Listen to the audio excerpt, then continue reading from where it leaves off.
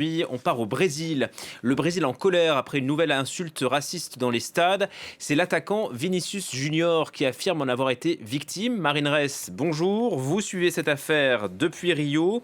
Le Brésilien assure avoir été traité de singe par l'Argentin Gianluca Prestiani. Les autorités brésiliennes vont adopter en urgence une loi nationale antiraciste. Oui, tout à fait. Ce sont des images qui ont fait le tour du monde. Lors de cette rencontre en Ligue des Champions, on y voit le Brésilien Vinicius Junior célébrer son match contre l'équipe portugaise et puis subitement s'arrêter, s'indigner et aller voir l'arbitre. Il signale à ce moment-là des insultes racistes proférées contre son adversaire argentin. Celui-ci aurait traité le joueur brésilien à plusieurs reprises de singe. Mais voilà, sur les images, impossible d'avoir immédiatement la certitude de cette insulte car son adversaire argentin s'est couvert la bouche avec son maillot. Alors ce n'est pas la première fois malheureusement que le joueur brésilien est victime d'insultes racistes, en particulier en Espagne, en Europe. L'incident le plus marquant, le plus médiatisé, c'est en 2023 à Valence. Le joueur brésilien est victime d'insultes de la part de supporters. Il va directement dénoncer ces derniers dans les gradins et puis il est expulsé du match. Cette décision sera ensuite annulée. Cela a créé un tollé évidemment en Espagne, mais surtout au Brésil. On le rappelle, c'est une population qui est à 56% de personnes noires et surtout pour qui le foot est une religion, c'est bien plus qu'un sport.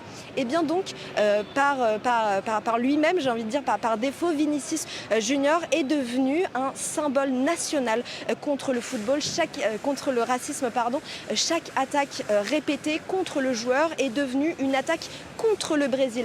Donc juste après 2023, que s'est-il passé ? Plusieurs États immédiatement ont mis en place une loi antiraciste, notamment l'État de Brasilia, de Curitiba ou encore de Rio de Janeiro où je me trouve. Et la semaine dernière, après cette nouvelle attaque contre le joueur brésilien, il y a plusieurs députés qui en réalité en masse, puisqu'ils sont plus de 400 à avoir signé cette demande urgente, sont allés voir le Congrès en demandant à ce que cette loi pour combattre le racisme dans le football soit appliquée à l'échelle nationale. Elle permettrait, cette loi, d'arrêter un match, de former également les athlètes, les professionnels, les entraîneurs, mais aussi les futurs joueurs de football professionnels aux situations de racisme. Cette loi, elle va porter le nom du joueur. Ce sera la loi Vinicius Junior.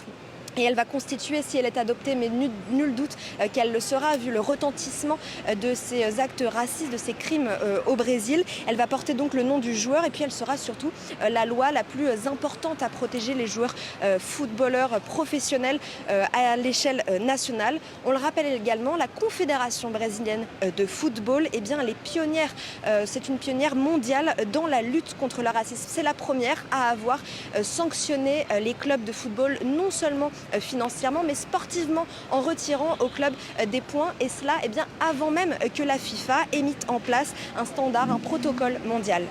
Vous nous apprenez également, Marine, que Vinicius Junior a obtenu un soutien des quatre coins de la planète, y compris de la part du Français Kylian Mbappé. C'est pas passé inaperçu au Brésil. Oui, tout à fait. Alors de son côté, le joueur argentin, lui, je vous le disais, a nié ses propos. L'UEFA a tout de même ouvert une enquête. Il a reçu, Vinicius Junior, de nombreux soutiens venus du monde entier. D'abord, vous vous en doutez, par la Confédération nationale brésilienne qui, elle, a publié un communiqué au ton délibérément politique. Je vais vous le citer: le racisme est un crime inacceptable dans le football comme ailleurs.